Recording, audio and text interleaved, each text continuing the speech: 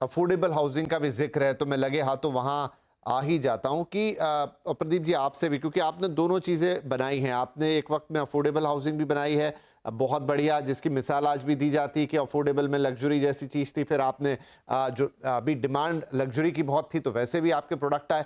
अब ये रिपोर्ट कह रही है, मैं प्राइसिंग से थोड़ा हट रहा हूँ, फिर आएंगे उसके ऊपर, कि वहाँ पर अक्सर ये ब्लेम किया जा रहा था कि सप्लाई ही नहीं आ रही, लेकिन जब लोगों से भी पूछा गया तो उनका भी इंटरेस्ट थोड़ा कम होता हुआ नजर आ रहा है, क्योंकि वो अफोर्डेबल के नाम पर कुछ भी खरीदना नहीं चाह रहे। उनको एक लोकेशन भी अच्छी चाहिए, उनको एक प्रोडक्ट भी अच्छा चाहिए, तभी वो अफोर्डेबल में जाएंगे, या तो फिर वो कुछ और खरीदेंगे या नहीं खरीदेंगे। ये जो माइंडसेट है कस्टमर का, और जो बाकी ओवरऑल चीजें हैं कि अफोर्डेबल नहीं चल रहा है, वो बहुत गिर गया है, या उसमें अब एक वापस से रीइंफोर्समेंट आनी चाहिए, उसको लेकर आपका क्या कहना है? तो विपिन जी, इस सवाल का जवाब मैं ऐसे देना चाहूंगा कि जो अफोर्डेबल की हम बात कर रहे हैं, तो सिग्नेचर ग्लोबल का पूरा जो एक डेवलपमेंट रहा है, वो कहीं ना कहीं स्टार्टिंग से अफोर्डेबल के ऊपर रहा है। और हमने एक पूरा एक रोड मैप क्रिएट किया है, पूरा अफोर्डेबल कैसी क्वालिटी का विद इन सिटी डिलीवर किया जा सकता है। उसके लिए हमने एक बहुत बड़ी नंबर्स ऑफ, मेरा मतलब अफोर्डेबल हाउसिंग बनाई है। लेकिन अभी क्योंकि जो प्राइजेज हैं लैंड के, वो विद इन सिटी काफी ज्यादा इंक्रीज कर गए हैं, रॉ मटेरियल कॉस्ट भी बढ़ी है, तो ऐसे में जो अफोर्डेबल हाउसिंग इस वक्त आउटकट्स एरिया के अंदर ही बनानी पॉसिबल है। तो ऐसे में जो बायर्स हैं, उनको कहीं ना कहीं वो जो लोकेशन है वो इस तरीके से अट्रैक्ट नहीं कर पाती जो विद इन सिटी करती है। यही एक रीजन रहा है कि जो इनकी सर्वे रिपोर्ट के अंदर कि लोग पसंद नहीं कर रहे हैं। तो पसंद ना करने का रीजन क्या है कि अगर आप यहां से 25 किलोमीटर दूर जाकर गुरुग्राम से अगर उनको अफोर्डेबल हाउसिंग देना चाहते हैं, तो वहां पे ट्रांसपोर्ट का भी इशू है, और भी बहुत सारी बेसिक चीजें हैं जो वहां तक पहुंचने में भी टाइम लगेगा। इस वजह से खरीदार जो है वो कहीं ना कहीं अपने आप को बैक स्टेप कर लेता है। लेकिन आप विद इन सिटी की बात करें, तो जो ऑलरेडी हम सोसाइटी डिलीवर कर चुके हैं, उन अफोर्डेबल हाउसिंग की जो प्राइजेस हैं वो लगभग 3 से 4 गुना अभी भी रीसेल वैल्यू में चल रहे हैं। तो जो डिमांड है, डिमांड पर से विद इन सिटी, तो मुझे लगता है कहीं कोई चैलेंज नहीं है। सप्लाई है कि सप्लाई बिल्कुल ना के बराबर है विद इन सिटी। तो आउटकट्स में जरूर अफोर्डेबल हाउसिंग मिल रही है, लेकिन वहां तक कहीं ना कहीं जाने में कस्टमर को थोड़ी हेजिटेशन है। तो असलम साहब, जिस अफोर्डेबल हाउसिंग की बार बार जिक्र हो रहा है कि वो हाशिए पे चली गई है और उसके लिए अब कुछ करना चाहिए, उसका सॉल्यूशन फिर कैसे निकलेगा? क्या सरकार कोई कोई इनिशिएटिव लेना पड़ेगा? देखिए, वो जो जमीन वाली बात प्रदीप जी कह रहे हैं कि मेन तो इंग्रेडिएंट जमीन ही है। चलिए, आपने जीएसटी में एक कॉस्ट रिड्यूस की तो उसका एक लेवल तक 3 या 4% का अंतर आ सकता है, फिर वो कितना पास ऑन होगा वो एक अलग बात है। लेकिन अगर जमीन ही बहुत महंगी हो गई और उसके लिए कोई अलग से इंसेंटिव नहीं है या अलग से कोई स्कीम नहीं है, तो वो अफोर्डेबल हाउसिंग फिर बातचीत में ही रह जाने वाली है। बिल्कुल सही है, बहुत सेंसिटिव टॉपिक है विपिन जी, क्योंकि देखिए, इसका जो सॉल्यूशन है वो सेम हम लोगों ने काफी बार डिस्कस भी किया, आपने मैंने शोज पे।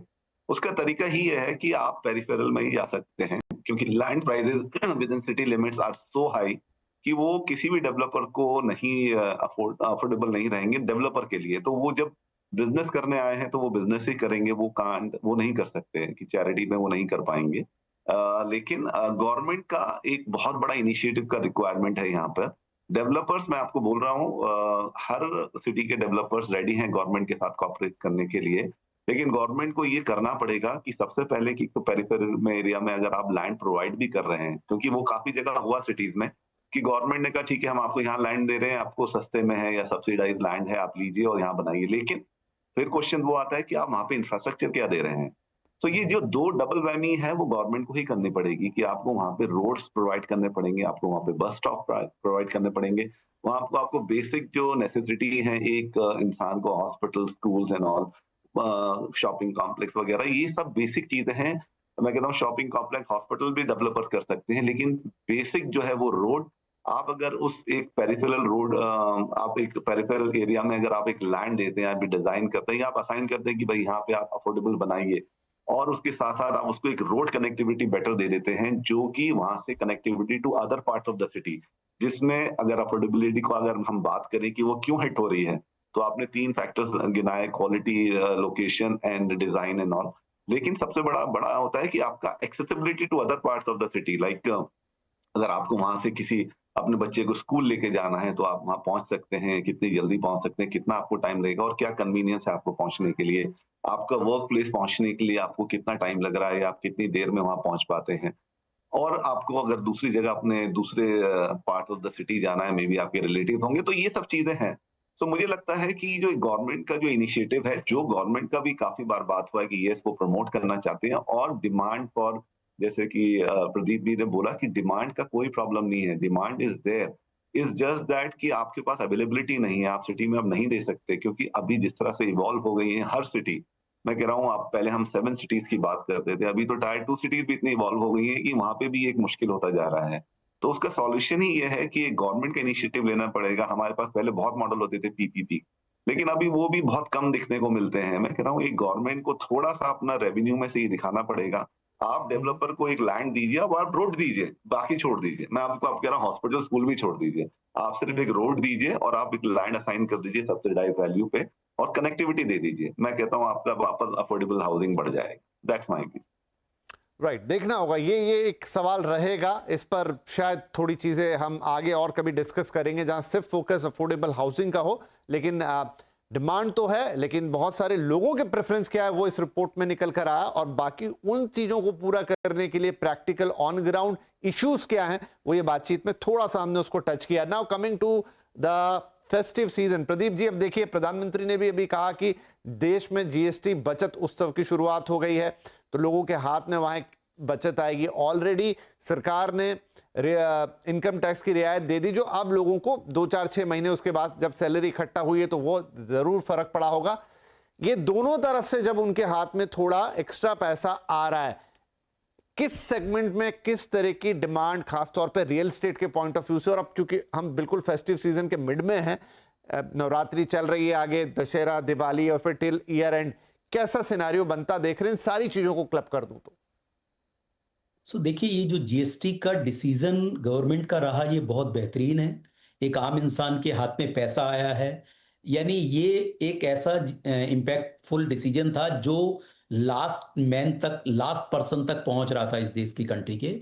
तो मुझे लगता है ये मास्टर स्ट्रोक है इस इकोनॉमी के लिए। और ऑफ कोर्स अगर कोई भी इकोनॉमी ग्रो करती है तो उसका बहुत बड़ा इम्पैक्ट रियल एस्टेट को आता है।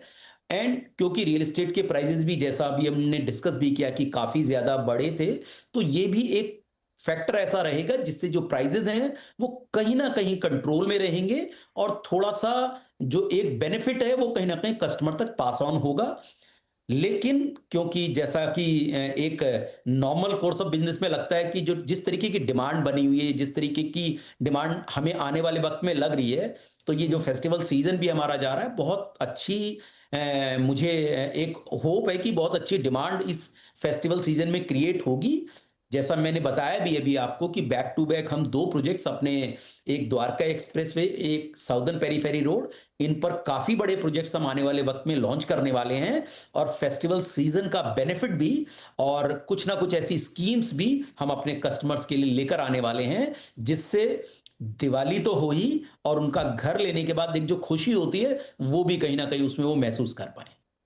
राइट, चलिए बढ़िया है। आपने ये कहा कि कुछ नया आप लेकर आ रहे हैं और इस तरह का ऑफर होगा जो कि उनको, उनके लिए ल्यूक्रेटिव होगा और फेस्टिविटी लेकर आएगा। असलम साहब, अभी मेरी कुछ और डेवलपर से बात हो रही थी, तो उनका कहना है कि ये जो जीएसटी का रेट कट अनाउंस हुआ और फिर उसके बाद ऑलरेडी आईटी में जो रिडक्शन हो गया है, तो उनके फुटफॉल्स बढ़े हैं। अब दे आर नॉट श्योर कि वो कितने कन्वर्ट होंगे, लेकिन उन्होंने ये माना कि हाँ, इंक्वायरीज बढ़ गई हैं, फुटफॉल बढ़ गए हैं। अब देखना ये होगा कि कन्वर्ट कितने होते हैं। आपको क्या सेंस आ रहा है? देखिए, मैंने वही बोला कि हमें इस रिपोर्ट को पब्लिश करने का at this point of time यही रीजन था कि दिस इज व्हाट हमें ऐसा लगता है कि ये हमारा व्यू ही है जो आप कह रहे हैं कि डेफिनेटली जो एक पॉज है, जो हम 6 महीने का पॉज या 7 महीने का पॉज देख रहे हैं, अब यहाँ से हमें लगता है कि विद बहुत ही ज्यादा टाइमिंग, इसको अच्छा नहीं कह सकते, इससे अच्छा टाइम नहीं कह सकते, सॉरी, कि आपका GST rebate in IT plus developers from their own side हमेशा फेस्टिव सीजन में वो किसी ना किसी स्कीम के तहत आते हैं कि जहाँ पे एक बायर को एक मोटिवेशन मिलता है बाय करने के लिए, क्योंकि वही एक रीजन है कि आप देखिएगा पोस्ट कोविड जो एक साइकिल शुरू हुआ था, तो कोविड के बाद एकदम लग रहा था कि क्या होगा, एवरीथिंग मतलब हर चीज डाउन थी, हर चीज मतलब थी। लेकिन एक बार जब वो शुरू हुआ खरीदना, तो वो एक साइकिल की तरह होता है कि एक मतलब वो जो उसको रिपलिंग इफेक्ट हम बोलते हैं कि एक ने लिया उसके बाद पीछे लिया, तो वो एक शुरू हो जाता है। तो मुझे लगता है कि ये एक पॉइंट है जहाँ पे अभी सब चीजें सपोर्ट कर रही हैं इस चीज के लिए कि यहाँ से मार्केट इम्प्रूव होगा और एक साइकिल जो नई साइकिल है रियल एस्टेट की वो हमें देखने को मिलेगी। विच मैं ये कहूँगा ज़रूर डेफिनिटली कि ज़्यादा मैच्योर होगी अपनी पिछली साइकिल से, क्योंकि इस बार आपके पास यूफोरिया काइंड का चीज़ नहीं होगा। हमारे बायर्स काफ़ी अवेयर्ड हैं with social media in place और फिर इतना इन्फॉर्मेशन इतना फ्लो होता है कि सब अवेयर हैं कि क्या अच्छा है, क्या बुरा। तो ये जो साइकिल होगी ये काफ़ी सस्टेनेबल और मुझे लगता है काफ़ी इन्फॉर्मेटिव होगी और एक नई साइकिल की शुरुआत की हम एक्सपेक्टेशंस कर रहे हैं।